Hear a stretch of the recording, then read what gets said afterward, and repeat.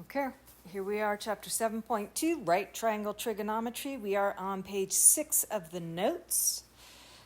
First things first, exercise 9, continuing what we were doing on page 5.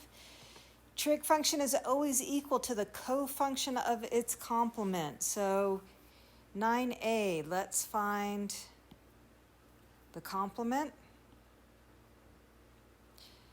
And so that's 90 minus 23. Our complement is 67, which means the tangent of 23 is going to be equal to the cotangent of the complement, which is 67, and the little degree's not in the right place. So for B, same thing. We've got a 51 degree angle. The complement then is 39 degrees. And so this time, the function itself is not filled in, but we're talking about cofunctions. So the cofunction of cosine is sine, just the function part. So this is equal to the sine of 39 degrees.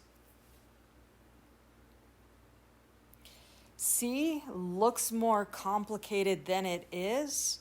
You notice both the sine and the cosecant have the same argument. It's that pi over 6. And so what we need to remember here is that cosecant, so let's go sine of pi over 6, cosecant is 1 over the sine of pi over 6. Sine of pi over 6 over sine of pi over 6 cancel each other out, and so we end up with just 1 there. D, we get the sine of 3 pi over 8 minus the cosine of pi over 8. I do want to confirm that those are complements off the top of my head. I don't have all those radian measures multiplied. We get 4 pi over 8, which reduces to pi over 2. So 3 pi over 8 and pi over 8 are complements. That means the sine of 3 pi over 8 equals the cosine, its cofunction, of the complement pi over 8. So these two, sine of 3 pi over 8 and cosine of pi over 8, actually have the same value. So when we subtract those, we get 0. Okay. Same thing on exercise 10, just a couple more. The cofunction of tangent is cotangent. So we're looking for the cotangent here. The complement of 40 degrees is 50 degrees. 50 plus 40 adds to 90. B, again, a little more work. So we're on 10B here. I need to find the complement of 3 pi over 4. So I have pi over 2 minus 3 pi over 4.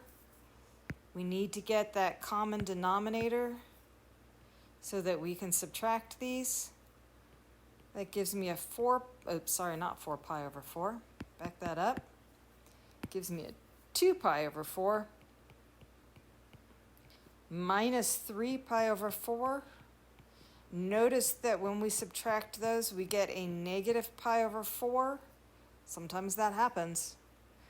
So cofunction of sine is cosine. Here the complement of 3 pi over 4 is negative pi over 4.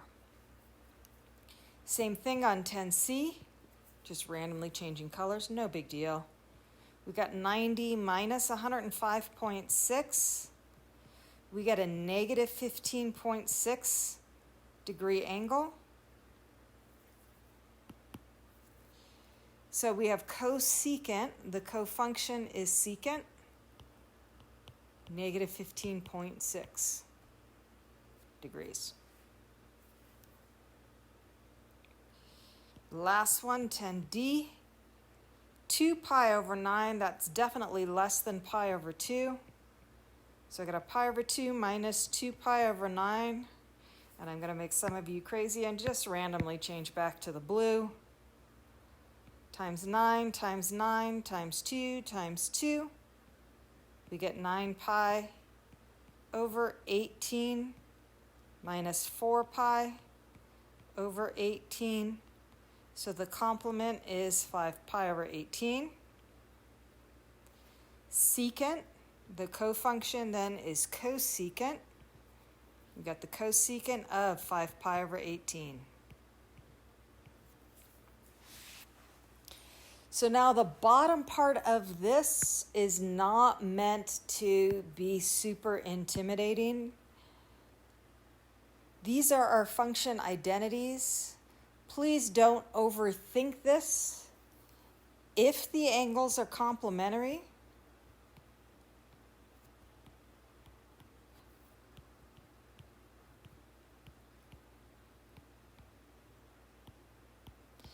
that just means one angle, we're going to call it x, plus the other angle equals that 90 degrees, which means then we could solve for x, we get 90 minus theta. If we are in radians, we got that x plus theta equals pi over 2. So then our angle x is just pi over 2 minus theta.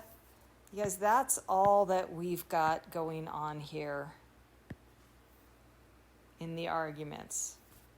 Yeah, so all we're saying is that the cosine of the complement equals